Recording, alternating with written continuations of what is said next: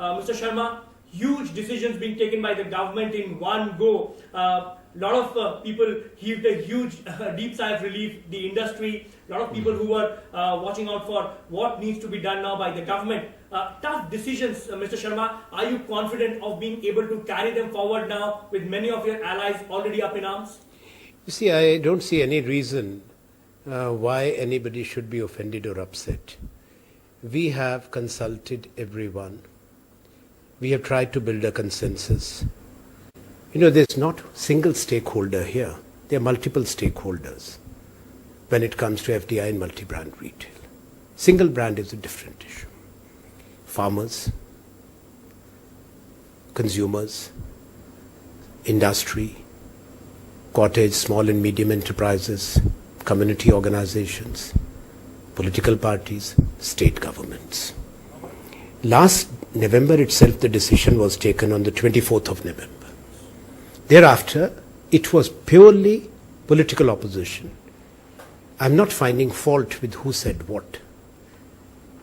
In case of left front, it is their blinkered ideology. They cannot change, reform, or take any step or endorse which is progressive, which will benefit the farmers or consumers. So I leave it to their wisdom. BJP, it was opportunism. Purely partisan agenda. Their philosophy was different when they were in the government. During the consultation process, many of the BJP governments fully supported it, endorsed it, and they took a U-turn. Trinamool Congress, one of our allies, and the DMK, they had reservations.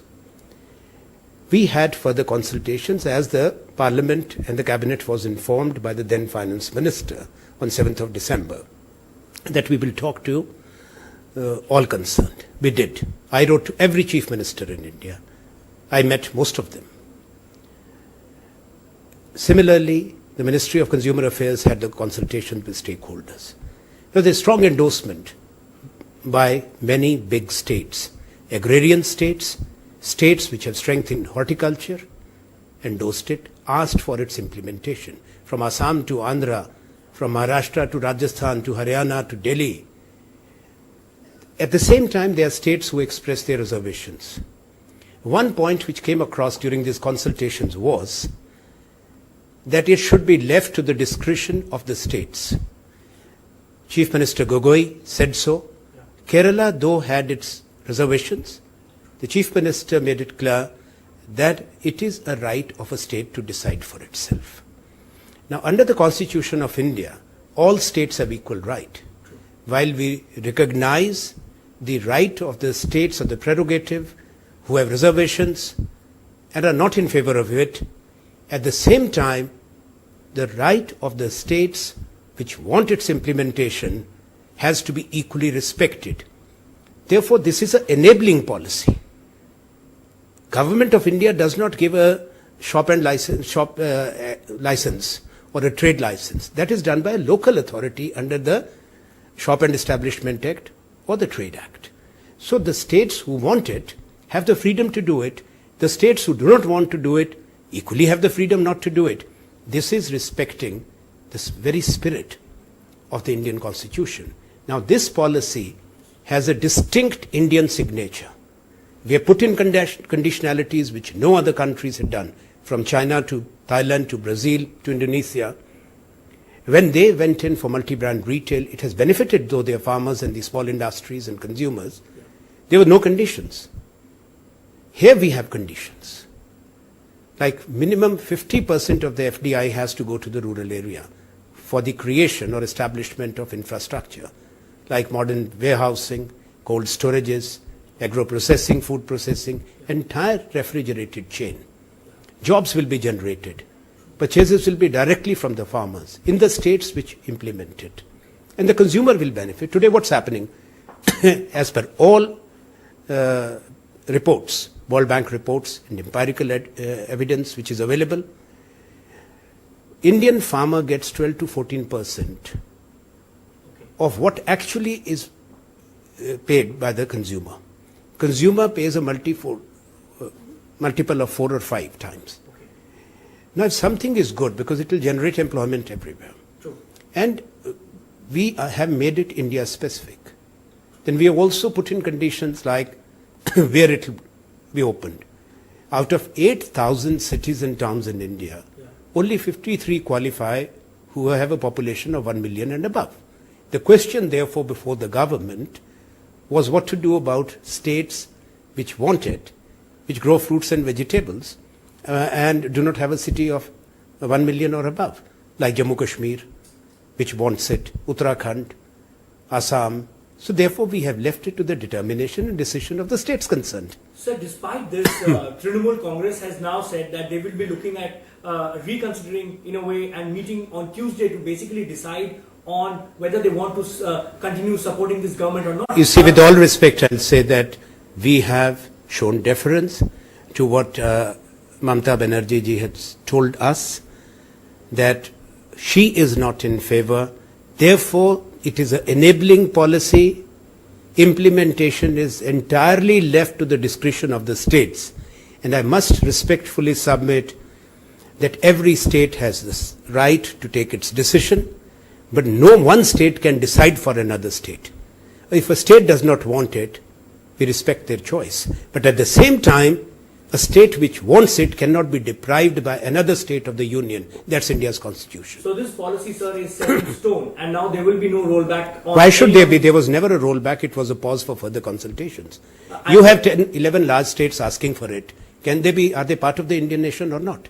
How can we deny them? True. Apart from that, also about the investors who come in, because now it is the prerogative of states, do you think that there is a concern, there may be a concern among investors that once state governments change, the policies could as well change? No, I don't think so. We have seen that happening with VAT also. One state went for it and then everybody followed. India has never seen a policy reversal. And let me also point out that in West Bengal, front end is already open. That opened during the left front time, which is opposing it now. Ask them that how come metro stores are functioning in Kolkata? Not that we are opposing it. So you cannot have different parameters. When you look at the sourcing policy, of course, for FDI you have made, for multi-brand retail you have made very strict sourcing norms. But in single-brand retail, there was request from many of the single-brand investors that there should be some amount of dilution, and that seems to have happened in terms of 30% sourcing. I think it's more of a clarification. It's a pragmatic decision, because the purpose of the policy is to attract investment. Purpose of this policy, taking it from 51% to 100%, was to bring in investment. Otherwise, there were no conditions and it was pure trading. These luxury goods, single brand items were imported, and after the addition of duty, customs, they were retailed here. Now they'll be manufactured here. That's the 30% condition. So 30% sourcing will mean that they will have to establish bases here. It will be job creation. So what is important? Do we have manufacturing facilities in single brand established here, which are luxury brands? They are different from the multi-brand. Like you have sophisticated watchmakers. You have Tissot to Omegas to Rolex to Louis Vuittons, the famous pen makers or the sunglasses from Ray-Ban to Montblanc. Now what do we do with that? Secondly, the industry itself was of this view, the small enterprises, that if the global retailers source, say, from what is our definition of a MSME, once they source it from them, because their operations are huge. For example, a company like IKEA is already sourcing from India goods worth 1 billion euros. Marks and Spencer is sourcing maybe about 600-700 million pounds. Almost the same is the number, 400-500 pounds for Tesco's. All these global retailers are sourcing from India, but they don't have manufacturing bases in India. Manufacturing will bring in not only investment, but also job creation. But if they source from a small enterprise, by next year, they will not remain that small as per our own definition. So 1 year they will do good business, second year they'll do no business. So there is wisdom in what we have done. So looking at the belligerence but 30% condition remains. looking at the belligerence of your allies, just getting back to the political issue, has the government now decided, or the opposition, to go down fighting even if the need arises? There is no question of going down. We are not going down. We'll go up. We are conscious of India's needs. We are conscious of our people's aspirations. We are taking a decision which an elected government has the right to take. These decisions are made looking at the national interest of this country and its people. So let me ask you, what has changed in these last few months that you have finally decided to go ahead with these decisions? Nothing has changed. The same changed. government which actually withheld these decisions, many of them. Yes, because we never said that we have taken it off. We never said we have rolled back. We never said we will reconsider. We said we will have further consultations. Please go by the exact words. And let's also be clear, our effort to build a consensus was sincere. We reached out to everyone. At the same time, I have maintained it throughout that consensus must never be confused with unanimity. There's no policy which is formulated anywhere in the world, in a democracy or otherwise, which is backed by unanimity. But is the government also trying to send out a message? All these decisions It's not a question of in message. one day. Well, I think these were in the pipeline. Our cabinet notes had moved long back. But let me again clarify, on multi-brand, it's not a decision made today. We have removed the pause button. And we have made a special dispensation, which in democracy, respecting the right of the states, we have left it to the discretion of the states. So we have put it with clarity, this is an enabling policy. So you can now say that the government is finally moving on economic reforms, because there, whether you agree or not, there seemed to be a big pause in terms of decision making. Let me tell you, national major policies are not made every day like a morning cup of coffee. Last year we rolled out one of the biggest policies, the National Manufacturing Policy, which is an investment in India's future and transformative, with the objective of establishing integrated greenfield industrial townships. 9 stand notified. We have moved to the implementation phase of the Delhi-Mumbai Industrial Corridor, which is perhaps one of the largest infrastructure projects ever conceived in the world. We propose to create, through the manufacturing policy, 100 million skilled jobs within this decade, raise the share of manufacturing from 16% of the GDP to 26%.